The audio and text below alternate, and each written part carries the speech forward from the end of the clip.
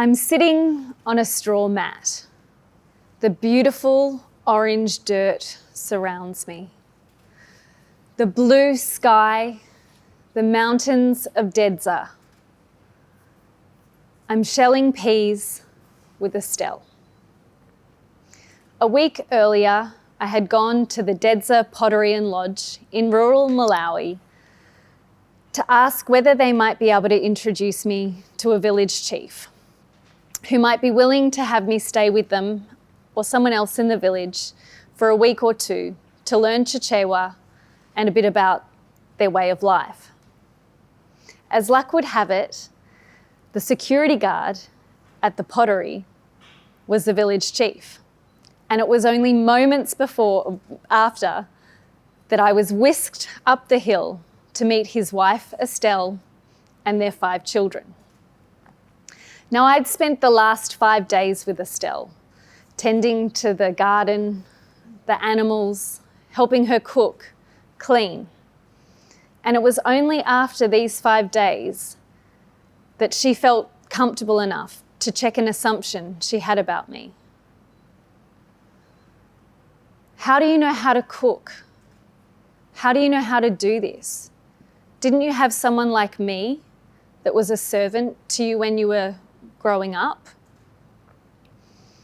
This shocked me. Never before had I assumed anyone would think that of me growing up in Australia.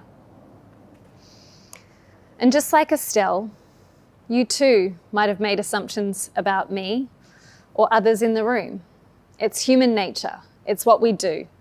It's based on our experiences, and we use them to feel safe or to feel like we belong. But it also can create a bit of disconnection when we don't check our assumptions. It can create a barrier of judgment. So just to toy around with some assumptions, I'm wondering if you will raise your hand if you think that perhaps because of my name, Sherona, my parents were very into music and a song by The Knack. Anyone? All right, that's quite a few. Well, I can tell you that's actually false. My brother and sister were 14 and 15 years older than me, and my profoundly deaf mother had picked out lovingly Rebecca Margaret Rose, and my brother and sister just didn't think that cut it. So that's how I ended up with that name and a profound hate for that song. How about another assumption? That I speak kind of well, hopefully I present okay. Maybe I went to private school. Well, I did. I went to an all-girls school. I went to university. But how about linked to that? You might have some assumptions about my family, my parents, that they went to university, that at least they finished high school. Well, actually, both of them had to leave school at the age of 14 to be able to support their families.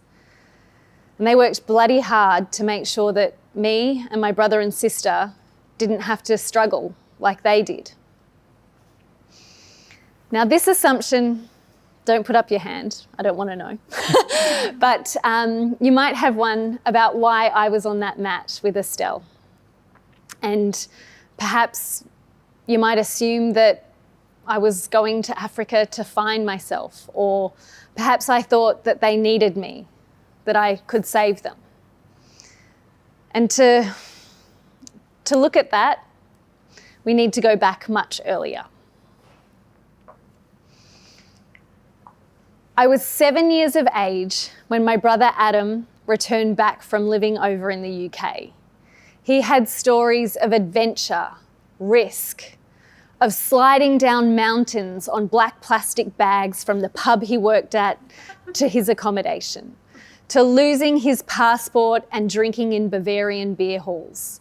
And as a 7-year-old, I was in awe of my older siblings, and I just knew this was what I was going to do as soon as I possibly could.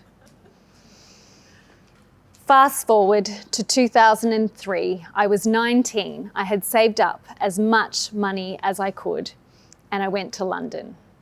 Within 2 weeks, I found myself living in a 2-bedroom flat with 6 Brazilians, a Spanishman, an Irishman, and an American.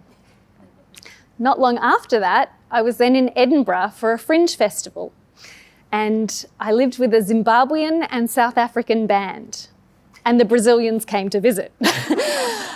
So all of the assumptions that I could have possibly had about what a Brazilian was like, what a Spanish person, an American, an Irish person, someone from Zimbabwe, South Africa, were completely torn apart because they were just like me. They were there to make the most out of their time in the UK and miss their families. They just wanted to belong, like I did.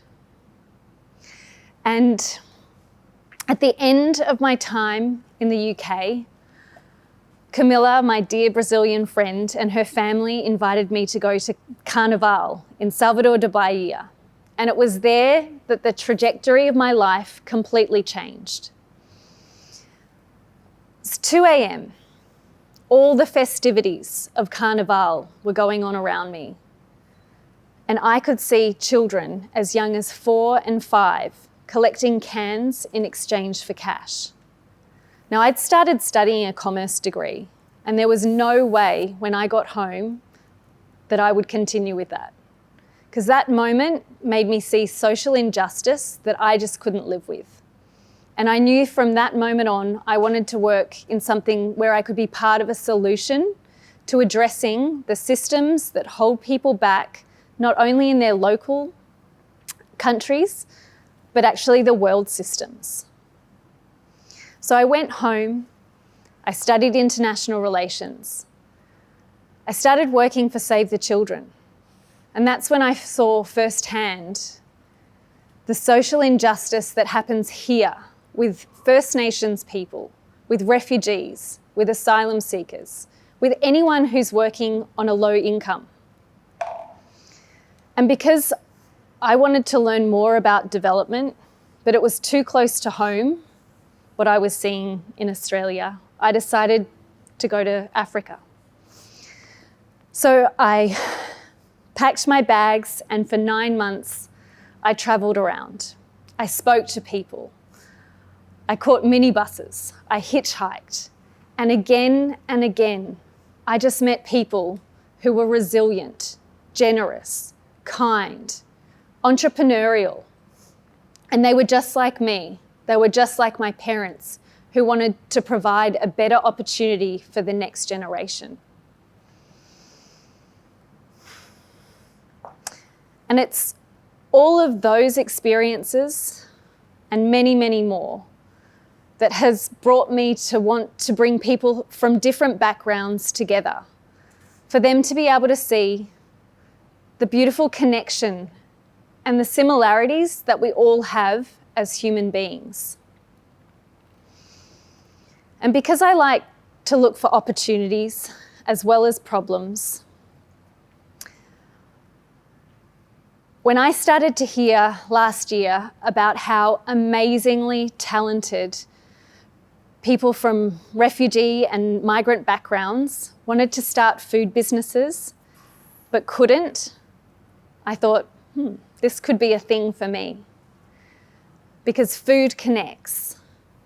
Food, fun, creates story or opportunities for stories to be told, for people to see their similarities, to be able to belong.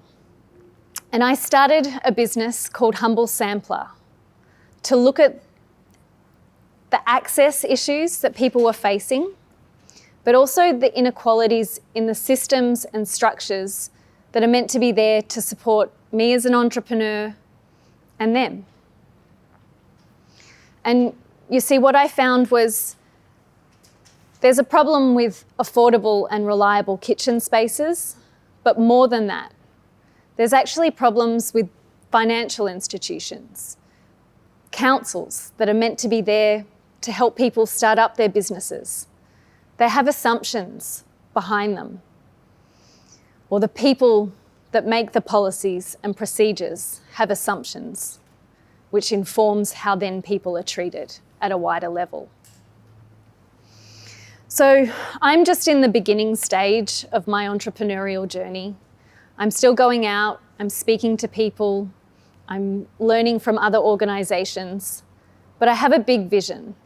And that vision is to have people of all different backgrounds who want to find their potential through food and to be able to contribute to their communities, not just in terms of economics, but in terms of their culture, their love of people, of feeding, of creating community, and for them to be able to share their knowledge, to be able to network with other food makers, but more than that, create a movement where they're all working together to address the inequalities that some food makers face. And I'm not perfect. I'm very far from it. And every day I have to keep checking my assumptions, particularly of people close to me or ones that I might not have met before. And I invite you now to take this opportunity to look around the room. Do it. Go on. I invite you. And just take in the people that are here. You might have met some, you might not. And just notice what assumptions might come up for you. And perhaps at the end of the evening, you might want to be curious. Speak to someone that you haven't before. See them as a whole person. See the richness of what they've done, how they've lived, who they've met. Because you never know what you find might surprise and delight you. Thank you.